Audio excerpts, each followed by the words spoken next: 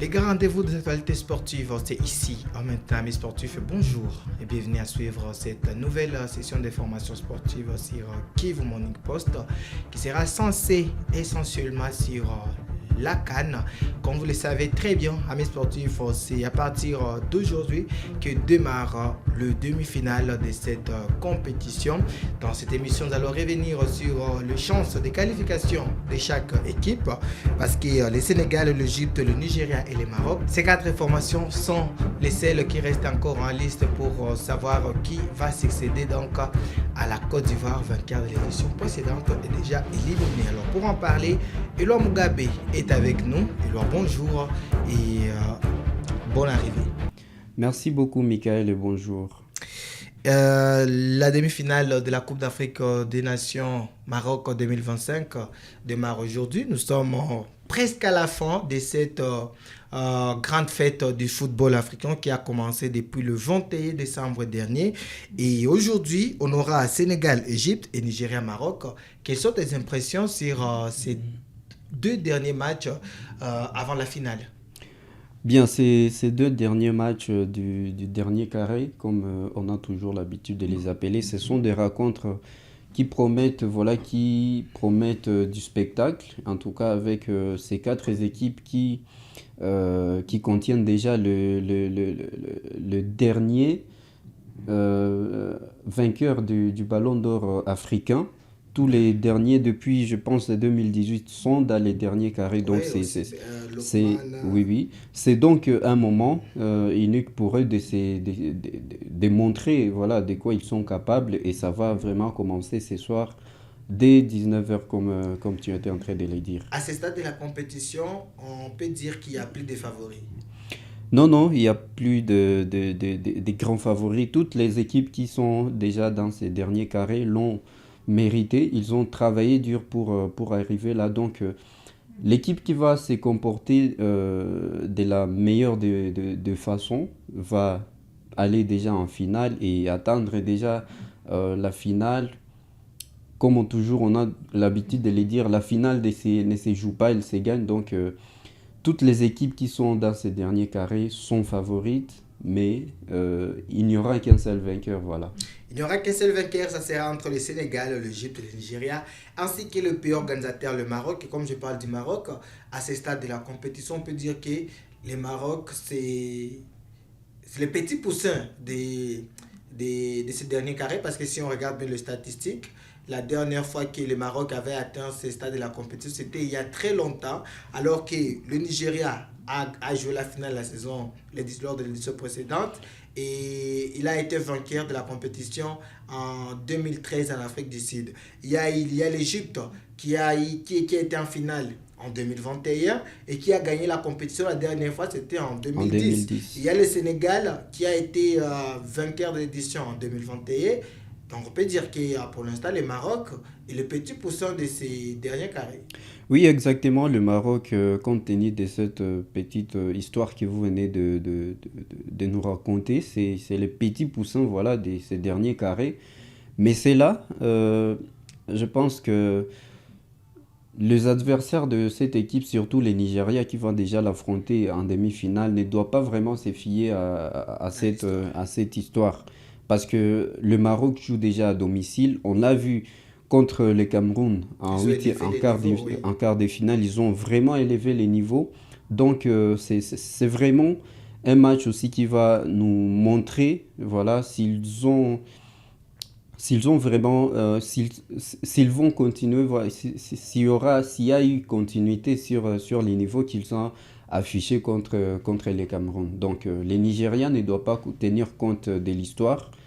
Ils doivent jouer contre une équipe qui joue à domicile, qui a tout un stade, tout un peuple derrière lui. Donc, ça ne sera pas facile pour les Nigériens, mais attendons voir seulement le vainqueur de cette rencontre. Allez, parlons maintenant de ces matchs Sénégal contre Égypte à partir de 19h. C'est quoi la force de ces deux équipes? La dernière fois que les deux formations se sont affrontées, c'était au Cameroun.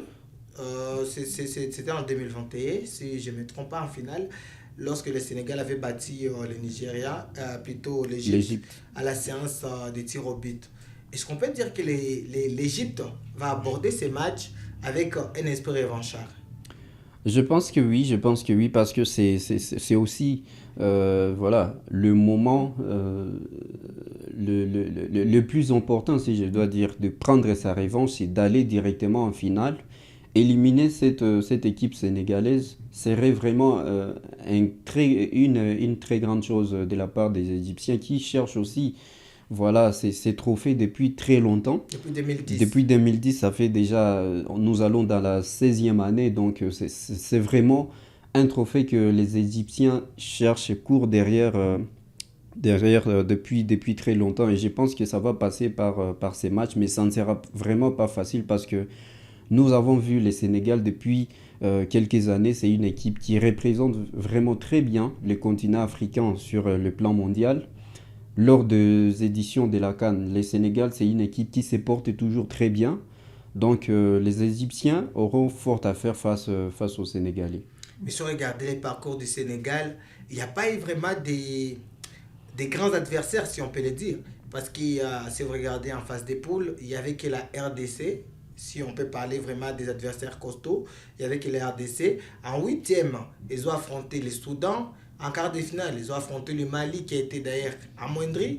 Et la demi-finale, ce sera face à l'Égypte. Est-ce qu'on peut dire que c'est l'adversaire le plus coriace que le Sénégal aura dans cette compétition depuis le début? Depuis les débuts, après, voilà, après le match contre la RDC, bien sûr, parce que c'était aussi un match très disputé. C'était contre un très bon adversaire que la RDC. C'est les premiers grands tests pour les Sénégalais. Malheureusement, ça arrive, si, on doit dire, au pire des moments.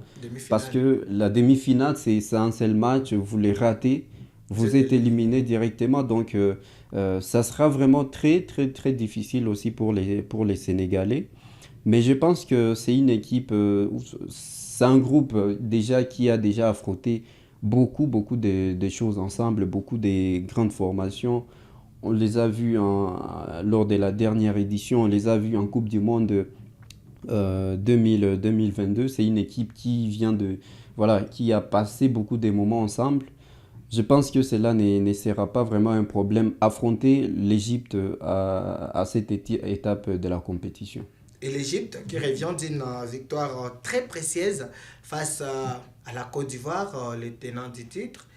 On peut dire que l'Égypte est déjà galvanisée et renforcée par cette victoire face à la Côte d'Ivoire. C'est encore dans les têtes des Égyptiens et ça peut leur motiver encore à continuer à pousser fort face à cette équipe sénégalaise.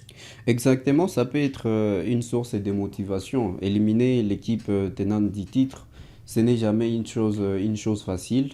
L'Égypte s'en est sortie, même si elle a été, je dois dire, portée par l'histoire face à cette équipe ivoirienne, mais quand même, c'est un grand adversaire qu'ils ont y éliminé. Donc, ça peut être aussi une source de motivation. Et voilà, contre les Sénégal, il va maintenant falloir confirmer cela en éliminant les Sénégalais. Si on parle aussi de l'histoire, même historiquement parlant, le Sénégal a toujours été à la merci de l'Égypte, à moins que le Sénégal, qui reste sur une victoire psychologique face à l'Égypte lors de la dernière finale, puisse inverser en fait la tendance lors de cette CAN et confirmer sa domination. Oui, oui, c'est une possibilité, mais au vu de ce que nous voyons depuis quelques années, les Et au-dessus Sénégal de est l'Égypte au-dessus aujourd'hui. de l'Égypte, aujourd'hui en tout cas. Et si on parlait des probabilités, combien de pourcents de qualification pour les deux équipes? Je pars avec les Sénégal un peu plus au-dessus, avec un pourcentage un peu plus élevé, avec, je dirais, 60% des possibilités de Donc pour toi, qualification. Sénégal, Égypte, c'est 60-40.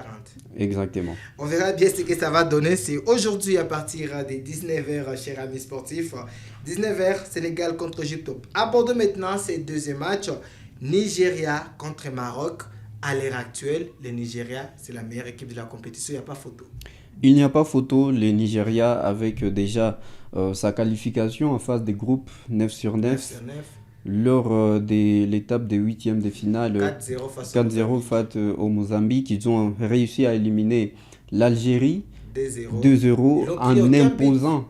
Ils n'ont euh, pris aucun but depuis le début des huitièmes de finale. Exactement, donc c'est une équipe à prendre très au sérieux, avec son attaque qui est vraiment euh, très très très dynamique, une Avec attaque Lookman, Adam Sakor et Osimhen. aussi même. Donc c'est une équipe vraiment qui a l'armada offensive qui est vraiment en forme.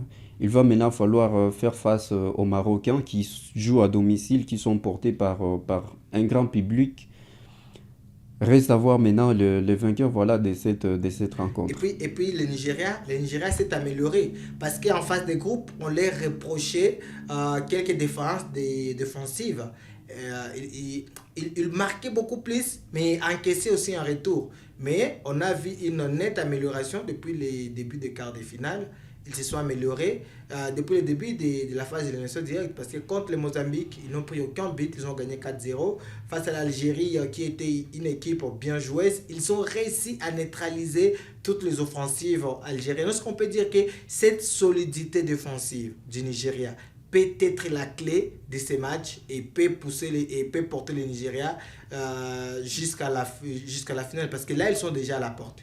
Oui, oui, ils sont déjà à la porte, mais je pense que contre le Maroc, ils auront vraiment beaucoup plus de travail au niveau de la défense parce que le Maroc a des joueurs euh, qui sont, euh, qui sont beaucoup dérangeants. C'est pas comme ce n'est pas que nous sous-estimons les attaquants Algérien. algériens qui n'ont pas réussi à cadrer même un seul tir lors de leur dernière rencontre.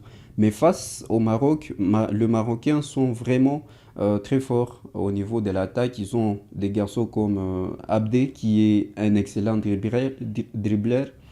Il y a Brahim Diaz qui joue très facilement, même dans des petits espaces. Il y a des attaquants comme El Kaabi qui sont capables de se créer des occasions, même quand la défense est très costaud.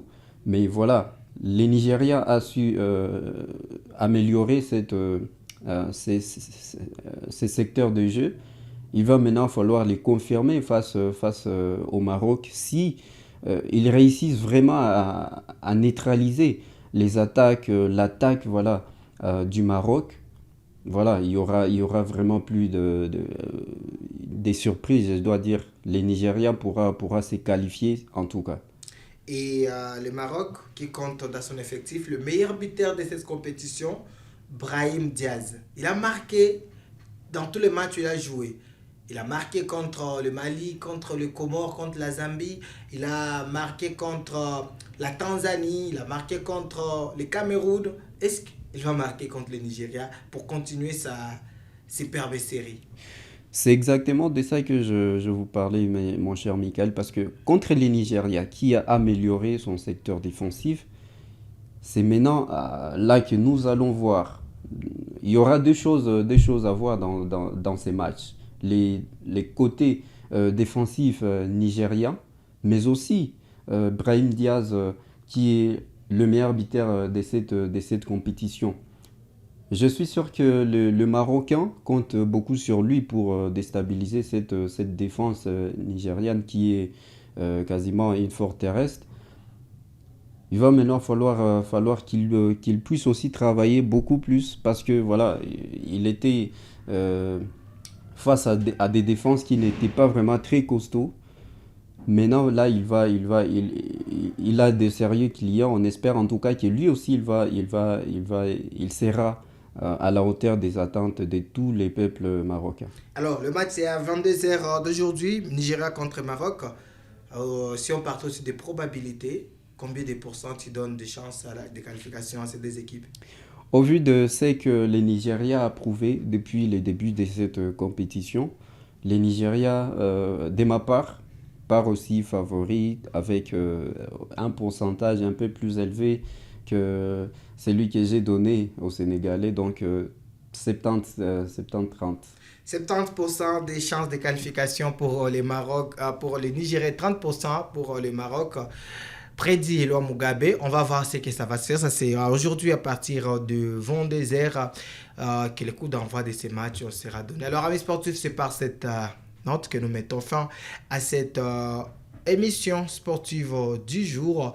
Eloi Mugabe a été avec nous. Merci encore une fois d'être là, Eloi. On va revenir ici demain ou après-demain pour voir si nos probabilités, nos chances de probabilité ont été exactes.